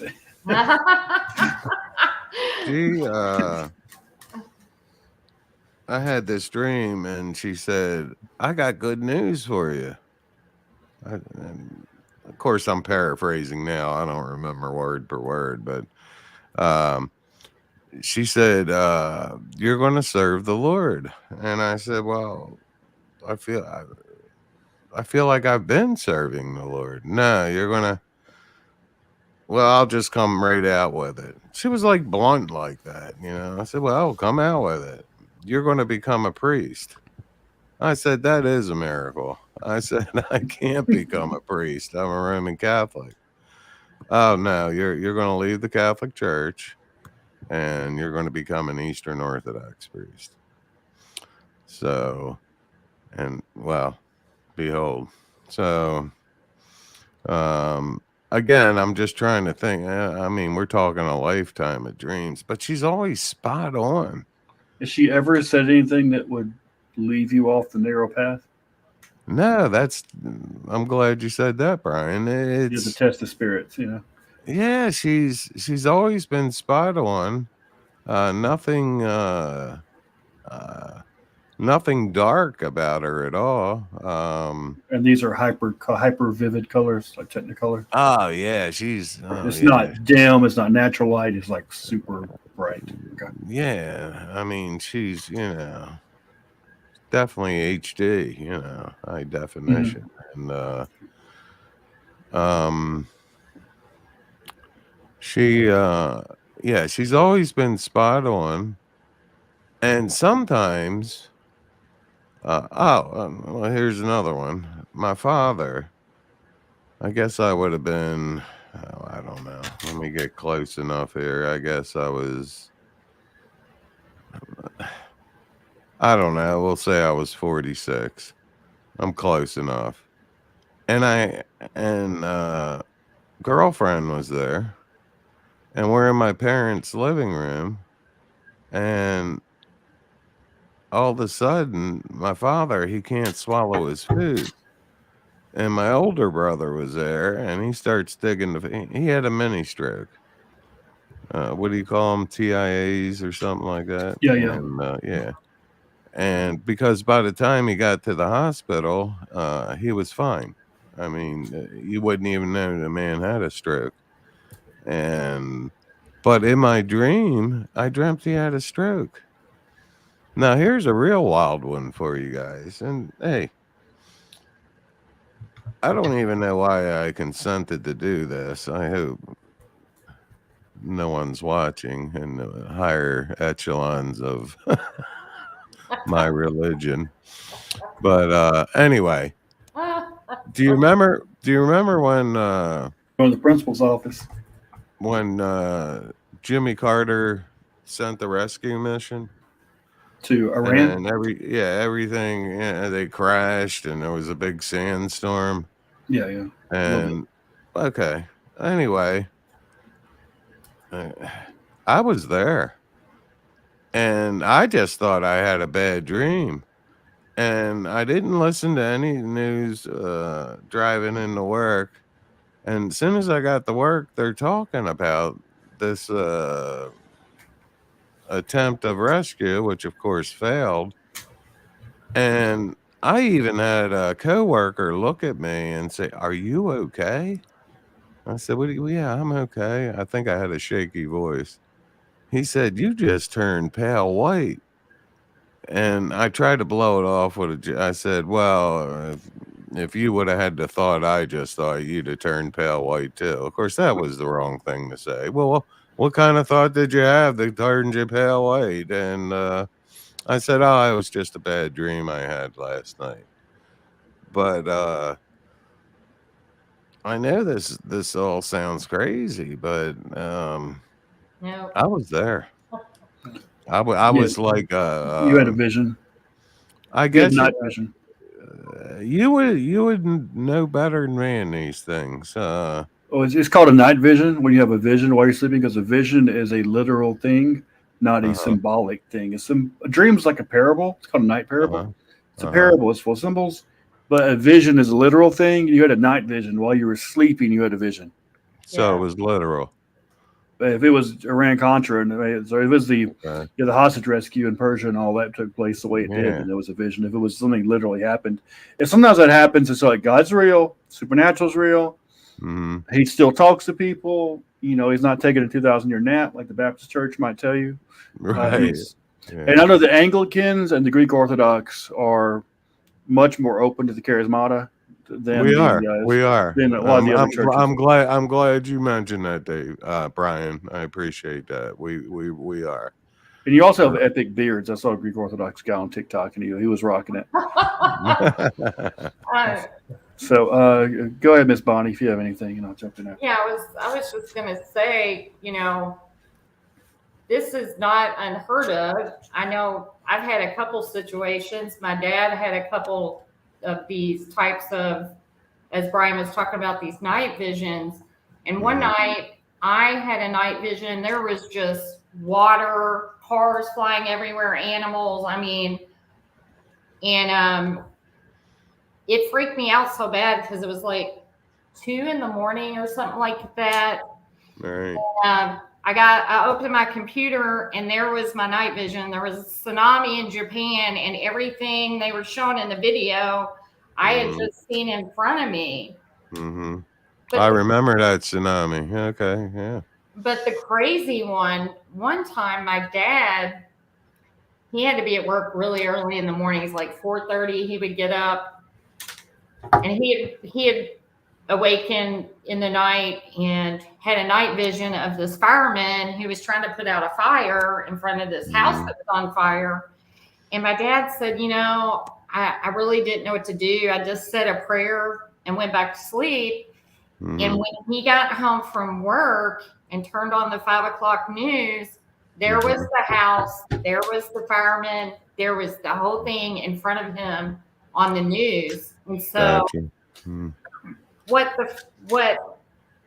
I would say is that these types of things don't happen to everyone. I mean, they can, because the Spirit's been poured out. But like you're talking about having these multiple dreams, and this, this woman coming to you she's basically in the Bible, when we read of young women, it's like Philip's young daughters. That word young is usually a prophet. It represents prophets in the Bible. And so she's coming with a prophetic utterance for you. She warns you of things to come so you can pray. She gives you hope and a future and positive encouragement. She gives you direction for your path and everything else, almost like this angelic being. But, the Holy Spirit is in feminine form. So it's almost like the Father is sending you this messenger to help you. And I wonder I guess you're not married, you're not allowed. My wife passed away a few years ago. I'm sorry to hear that. That's hard. It's a spiritual amputation. Yeah. And like I say, it can be. Here, I'll give you one of a real mild one. It was my niece's. I think it was her 13th birthday. It would have had to been, because it was a big, it was like a milestone, birthday. And she was turning 13, and at the birthday party, now my girl had visited me, I don't know, I guess about a week before the birthday. And as I walked around the birthday party, everyone that was in my dream was at that birthday party. Wow. So again, this nothing dramatic, but everyone that was in my dream was at this birthday party. So, there's one that's, I would call it very mild. And like I say, it's never all doom and gloom. It's, it's happy times. It's, sometimes I look forward to seeing her. I'll go to bed and I go, my girl, you gonna be visiting me tonight? I know that sounds corny, but it's I actually do that. And if I had to average her visitations, if I had to average out the visitation, how often she visited me, I've done this mathematically. It comes out to every month and a half. Actually, a little late up a half, but so Brian, what's your take on all this? Yeah, so my normal, due to education and background, knee-jerk reaction would be, "Oh, that sounds like a familiar spirit," but I don't think necessarily that in this case. There is a danger in over-relying on dreams, because I've done that. I've got the only way God could talk to me is a dream, and I became so reliant on it. The enemy started flooding me with dreams and weren't all from God, and I couldn't tell the difference. And then it was used against me because I was the only, almost the method became, when we put the messenger or the message above the altar, then it opens us up for deception and counterfeits. It's like God can give you a dream, But then you get over reliant on dreams, the enemy can start doing it too. Makes So sense. there's a danger in that too, like trying to request, like in Roman Catholicism, they might have a certain angel they talk to and request things of, and this kind of stuff instead of talking to Jesus. But so you need to be very careful with that. But Perry Stone did this. Understand, I'm not Roman Catholic. Yes, sir. I understand. I'm just saying as an example that happens in Catholicism with the angelology and the angels and this kind of thing. You guys don't, Greek Orthodox don't do that, but just so it's an analogy. But Perry Stone talked about it. He had a daughter that was a miscarriage, and she actually came to him in a dream to explain something about heaven. So these kind of things happen. My theory working there right now is whoa, the miscarriage. Yeah, he had a daughter who miscarried, and he saw her in a dream. And she was explaining like basically the unborn, the babies that are miscarried, or like heaven's worship choir. Wow. So it's and not, I don't know if that's necessarily her, but oftentimes a family member can be used as a representative. Like if your father passes away, you have a dream about your dad. If it's from Satan, could pretend to be your dad, or God could use your dad as a symbol of God because he's an authority in your life. Right. Now, I think in this case, you had a sister that miscarried. She's got dark hair, which could be for real dark hair, or it could be just a symbol of being intelligent, which in the West we associate. No offense. Well, you just said, Pastor, that your mom's miscarriage was a boy, right? Correct. Okay. So I kept trying to interject that. Sorry. No offense to you, Brian. Yeah. Also, a third of pregnancies end in miscarriage, and the vast majority of miscarriages, people don't even know they're pregnant. So it could be that, but also be a symbol of, as you know, you speak Greek. Sophia, God's wisdom, is a Greek word in Greek, but God's wisdom in Proverbs is often personified as female. Right. So it could be representation of wisdom, the dark hair, the being is very intelligent. It's almost a personification or a symbol of wisdom. And God is trying to speak wisdom to you using this symbol. He's trying to speak wisdom to you. And the soul is made up of the mind, will, and emotions. And your mind is particularly strong. And you're particularly strong in something, it can also be turned against you. So for your mind to be comforted, for your brain and your mind and your intellect to be comforted when these things happen, you almost have a symbol of a higher intelligence. Like, okay, this God is sending a personification of something smarter than I am, whose intelligence I trust and respect, to tell my brain it'll be okay. It's not just your heart that needs comforted, or you might send a different symbol, or your will that needs comforting, or your flesh. It's your mind that needs the comfort. And this seems to be a symbol of God's wisdom, higher wisdom. What I think is really interesting about that, Brian, is you just touched on it, is all through Proverbs, wisdom is referred to as a woman, and we're told to seek after her, to treasure her, to bond with her. And it seems like from what Father Charles is describing, she does come to him to bring him wisdom and encouragement, and that's a really interesting connection. And he even if it's just wisdom. A happenstance. Yeah, that's a really good point. Like the Bible Project has a whole series on that, and he treasures wisdom. In the Greek Orthodox Church, wisdom it's bigger than facts, it's bigger than knowledge. It's just part of God's Spirit that he grants people to understand things. But wisdom is very important, and wisdom is even above intellect. And your intellect is struggling with these situations, what to do, how to do it. Your logic's struggling. But wisdom is the higher knowledge. It's the higher wisdom.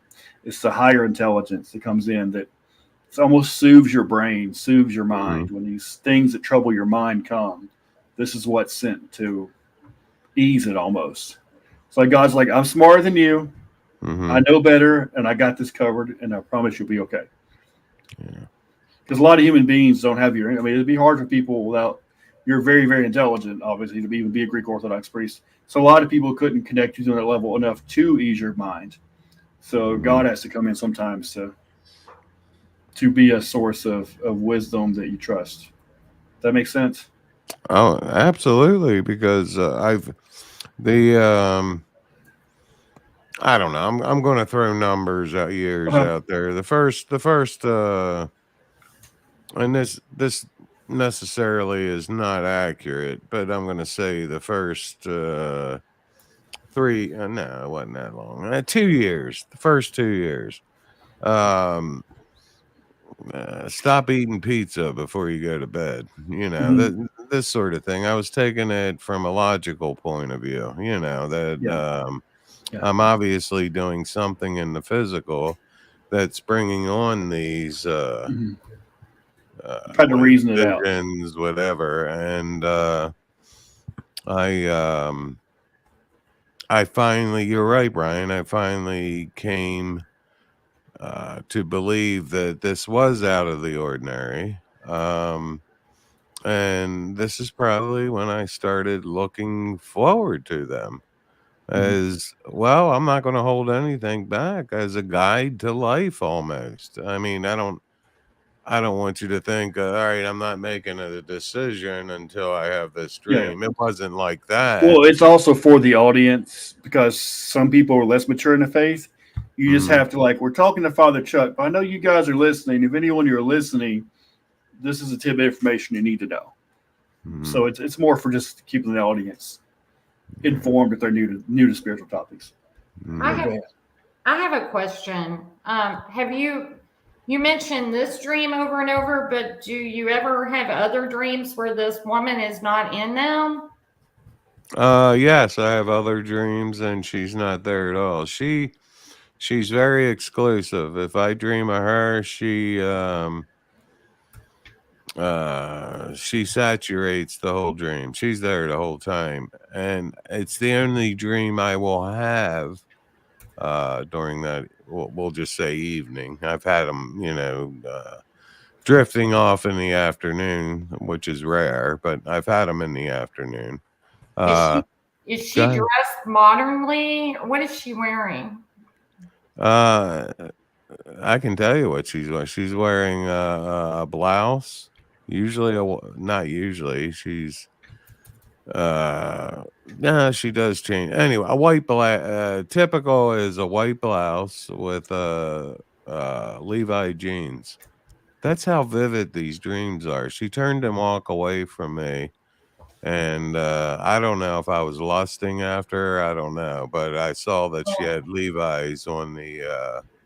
well, that's the priestly tribe. On the... That's a good point, Bonnie.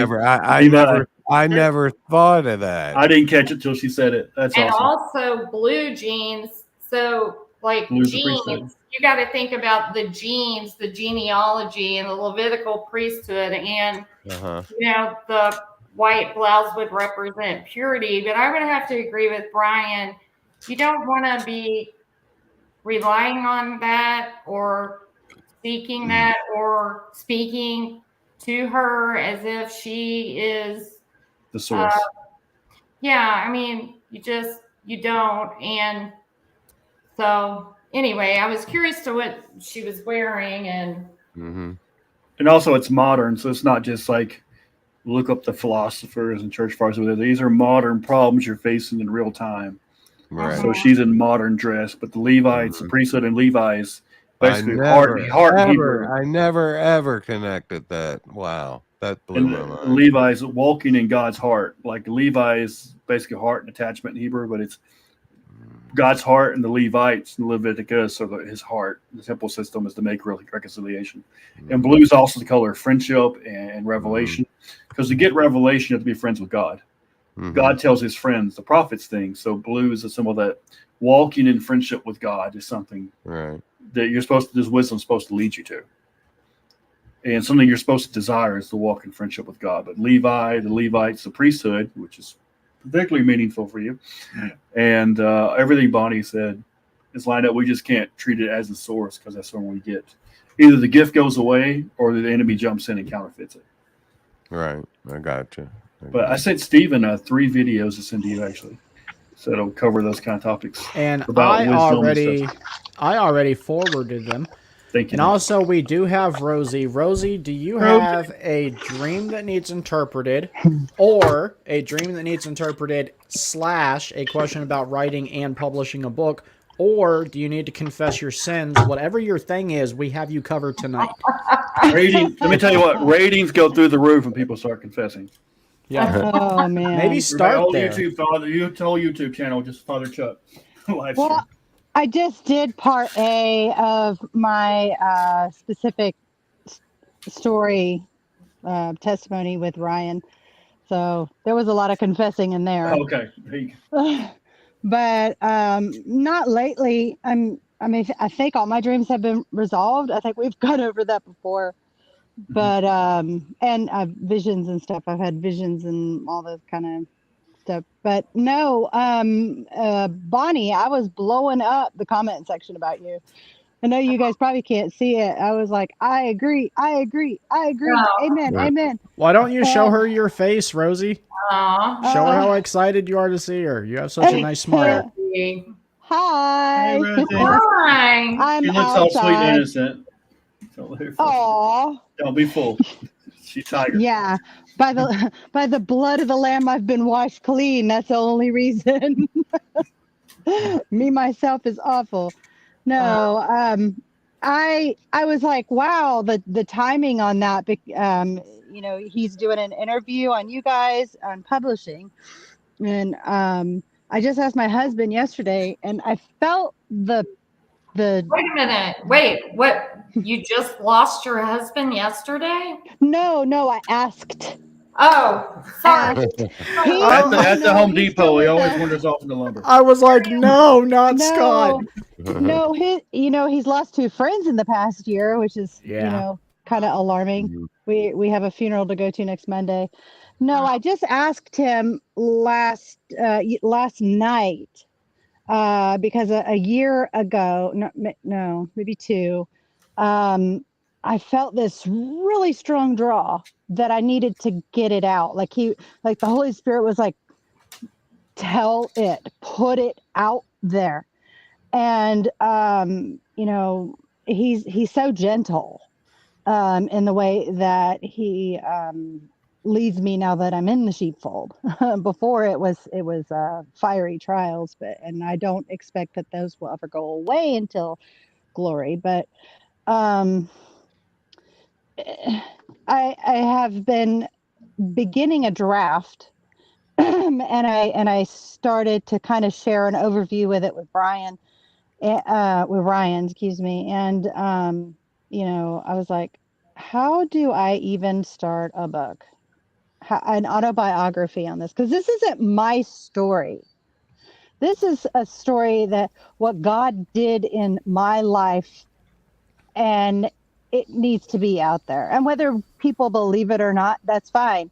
It's the fact that these things happened and they need to be shared because people are hurting. The suicide rate in the teenagers now it's heartbreaking. Rosie, it's crazy that you have a question about writing a book because we have experts on writing and publishing books That's what tonight. I'm saying. I know. Jeffrey That's and the Bonnie. timing. That's what I'm saying. The timing of it, because I've been talking to Angela, and she's doing a redo of her first book, and Well, ask them where you start. Yeah, where do I start? Well, let me ask you this. How many pages have you written so far? As far as the draft, and then it's not double lined. It's totally like this, and everything's like 12 point or whatever. It was 7 to 12 pages. Single space. So They're not single spaced. Everything is squished. So you're just starting, and this is more of a memoir testimony of the goodness of what the Father has done in your life. I've had one of those in my computer for about 15 years now. So anyway, yeah, I can help you with that. But if you just start writing, that's what you have to do. Just get it out, and it's going to be emotional, and you may have to stop. It was. And cry, and because you have to relive some things when you're writing this. Exactly. Sometimes when you're reliving that, you'll realize, wow, I'm not all the way healed there. And so writing, the type of writing you're doing is, it's beautiful, but it's also hard. I'm not going to lie to you. So what you need to do, though, is just write. Don't worry about if it's any kind of order. As it comes to you, try to write at the same time. Like if you have a space, early in the morning where it's quiet and there's no distractions, or very late at night, everybody's asleep, or what. I don't know where you write, but find a place to write. And Do you want a chicken patty? find a place to write and try to keep that spot and that time, because it's not the hard part is going to come after you get the story out. That's when you got to go back, try to organize, edit, re-edit, look at it some more, reread it. And you may have to lay it down for a while, because when you're writing things like that, sometimes you just need to lay it down for maybe a week and then pick it back up and start writing again. But Brian, did you have some advice as well? I tried to write a similar book for years now, and I'm always like, I'm not ready to. An autobiography. Internally, I'll go through it. Yeah, so I've got a book about song lyrics I wrote back in the day about stuff I was going through, but I want to write, and I have a devotional part and a Bible verse and a resource, but I want to fill in the backstory, and I'm waiting on a happy ending. Actually, I think, and also a lot of it, I'm just not ready to face down yet. But I think it's if you just write one sentence every day, I think that's the key. Because you'll write one sentence and it'll start flowing out. You just what I do, I'm a perfectionist sometimes, so I just like always got to be perfect and line space and everything's perfect, or I throw it away. It's like, I'm not worried about just that make it, yet. Just make it. Well, that holds me up. So I would just say like make a very, very, very messy copy. Don't worry about how terrible it is. Just make it sloppy as you just everything. Let it flow out like you're in a counseling session. You just cry, and then you come back later and you shape it up and form it up. And you just keep going through that process where you've done all you can do with it, and then send it over to Bonnie. Well, one of the other things, Rosie, is a lot of times what happens, and I know this is what happened with me, I had to sort of try to pick what year I wanted to start with my testimonies, what section of my life, because you can't write, sometimes you can't write everything. And so you sort of need to narrow that down. I'm going to share this section of my life and what he did for me. I mean, for instance, I was homeless for a year, whatever, lost everything. And I have a lot of testimonies how the Father showed up in the craziest of ways. But anyway, so what I'm saying is sometimes you'll be writing about something and you'll be like, oh, but I forgot this. And I should have started here. No, keep writing what you're writing. And so what you might want to do is say, you know, this chapter is going to be about when I didn't have any food to feed my kids and some stranger walked up to me and said, I want to give you this money, or somebody left food on my porch, whatever it is, right? You want to get that story. I'm just using that as an example. Oh, I know. Yeah. In a chapter, and then go to the next one or whatever. You can weave it all together later, because if you can get overwhelmed with memoirs or testimonials, they can become, like I was saying and Brian was saying, it stirs up emotions. Yeah, and it does. Also in a good way sometimes, because I mean, we overcome by the blood of the Lamb and the word of our testimonies, and sometimes it's a good reminder to remember what he brought us through. Right. Yeah. I mean, and I was writing, I started the night before last, just trying to get not a book out, but like just enough on the paper, because I'm, you know, doing an interview and it has to have a beginning, middle, and end. Well, I mean, there's no end, but you know what I mean? Like, this is where I am today.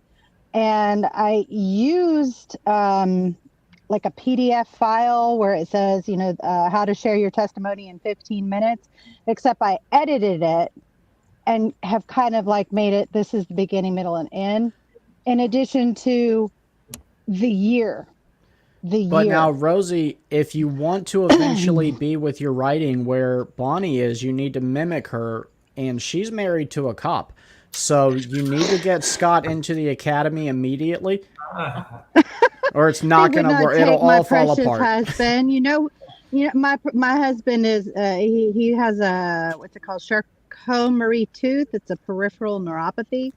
He's a Seminole graduate. He's chief material. He's not going to be in a squad car. You're Until good. glory, he won't be able to be police, and by then we won't need police. But Well, yeah, you you're need those so tickets silly. to go away too. Right. We have no I've ticket. heard the We're stories. law-abiding citizens. Right. heard the That's stories. another thing we have going for Oh us my gosh, tonight. I do have a ticket. If Oh, you guys sorry, need go ahead. tickets relieved, Jeffrey is your guy. I've never ridden one. So a real, like, I'd say like a therapeutic copy. Like, this is my therapy copy on a Word document, and then have a separate document. This is the world's going to see it copy. Give advice on that. Just, but you So, can write but out the that's where therapy Bonnie- copy and that's then where copy and Bonnie paste. comes in, and then- right? Well, Nice. So she says maybe you shouldn't say this, or yeah. Well, it's still helpful to have like a therapy copy and then copy and paste it to another Word document, but edit that one down and get it sorted out to where you would want someone else to start looking at it. But yeah, she'll Right. definitely give you some tips and directions. And with my book, she's like, things I didn't even think about, things I didn't see. Because like editors, and publishers, Okay. they help you see the unseen. right. The things you read right past, they're like, no, wait a minute. Let's look at that. Yeah, and Okay. Scott is so educated, Rosie. I would have him help you with the rough draft, and then once you have a rough draft, you have something to really build on. Yeah, and it's interesting, and I it's not irony. I don't believe that anything is by chance. That my husband used to be an editor for a newspaper, and What? like you said, he's incredibly anal retentive about the grammar of the language and how it flows, and Oh making my sure the gosh, punctuation is that why you where it guys needs moved- to Good be. job. Is that why you guys moved I up have north? big help, huh? Hey, Bonnie's got a question for you. Oh, okay. Is he taking work right now? Does he still do editing? No, he works for Florida State University. He's the graphics artist in the physics department. No, he doesn't do the editing anymore. I could ask if he had an interest, but You he's should. kind of loaded down. Wow. I'll You ask never him know. though. You married the really the physics guy, huh? Wow. Yeah, but he's not a He cop. doesn't know anything so- about physics. Yeah, he's graphics only. My husband can arrest your. No, I'm just kidding.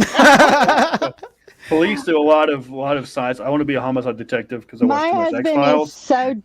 Oh my gosh. And I was like, I cannot do the science for this, like the bullet drop and all that. Like, no, I'm just gonna do. Well, and Scott really is really talented. You guys can't see it very well, but my background he did for me of the channel art here, and he did a Yeah. fantastic job. I love it. Great. Yeah. So you And didn't he's give your very girlfriend the job? anal about being doing the right thing. Sorry, go ahead. I'm just wondering if Steven's still employed since his girlfriend didn't do the artwork. No, This is before you met her, right? That was actually, right when I first met her. Scott Okay. did that for me, or Okay, right you get around a that pass. time. You get a Right, pass. I got to pass on that. Since then, I do my own channel art, and that's why the quality went down so much. So you did good for hours. Yeah. Well, maybe it's a divine appointment. I mean, maybe Scott is supposed to have some divine appointment with Jeff and Bonnie, and that was just the door to make it happen. You're looking for editors? You need help? Kind of, sort of? A little bit. Yeah, we could use a standby. We definitely could use a standby. So like contract work. Yeah. Probably. Yeah. I can definitely ask him. Like I said, I know he's loaded down right now, but that changes because of the flow of the seasons. Yeah. You know? Yeah, and he's addicted to Disney, so you know he needs that Disney Not World money. so much. Not so much anymore. Not so much anymore. Oh, I've been trying. No, hallelujah. they've gone woke. No, I'm glad he came around. Universal hasn't- Studios was no. always better. he's on the fence. Well, a Florida man makes everything more interesting. So if you want to He's still you get your hoping that business they- in the news, hire a Florida man. That's my whole family you're talking about, Brian.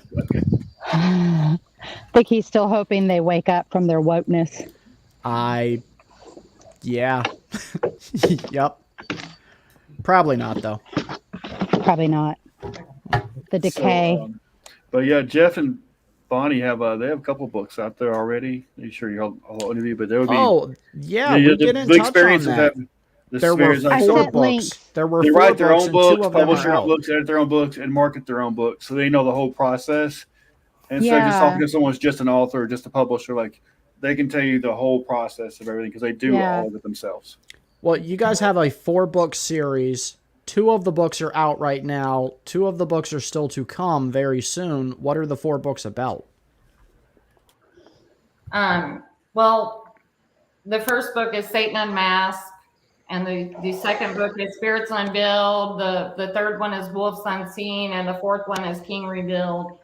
And they basically, the titles are pretty much just exposing a lot of the things. You know, many of my friends and some of my acquaintances that are scholars, you know, while they were learning and while they were studying Hebrew and learning all they could about the feast and different things, I was knee deep in studying demons and Hasatan or Satan. I mean, the spirit realm. And so I think this would be good for the body to unlearn some of the other things that we were taught that really were not correct. And a lot of times, some of the things bring fear to the sheep, and they're not going to walk in the power and the authority they've been given. But I also write devotionals. I have a devotional called Jumping for Joy in the Midst of Sorrow. I have a devotional called Thirsting for Water. So anyway, I think we are going to have to go, but what an honor to be on here. Yeah, thank you all so much for having us. Absolutely. Yeah, it's It been a was a 2-hour. privilege. Thank you for your 2 hours there. Right. It was Yeah. a lot of fun. And Rosie, just send me anything that you want me to look at for help. I'll try my best to help you so that you can get going or whatever you might need. And good luck to you, Charles. It was so nice to meet you and hear about your dreams. We definitely had a great time getting to know you all. So. All right. Well, we're really honored that you guys came to hang out with us, and you're definitely invited to come back and give us updates. And we want to hear about your next book release. Great. Wonderful. Thank you. You all be blessed. All Thanks, right. sir. Thank you, ma'am. Bye. Good one. Good Bye, night. Rosie. Pastor Chuck. Bye. Rock that beard. Not you, Rosie. Pastor Chuck. Okay. Just want to clarify. Hey, Sweetheart. that's what we've got. That's the show, guys. All right, shalom. Shalom to everyone's heart tonight. And we're gonna, a couple days, I'll have some links up on letstalkshalom.com so you can find the episodes easily. That is awesome. And we're going to get these on Spotify, right? Yes, we're gonna do Anchor FM as well. Get them on Spotify and iTunes. So by the end of summer, we'll be rocking it. Okay, and as soon as we have those plugged and ready, we'll be putting those in the description of every Let's Talk Shalom episode, so you guys can be looking for that. We'll try to make it easy on you, and like always, it's a blast when you guys come and we talk Shalom. Awesome.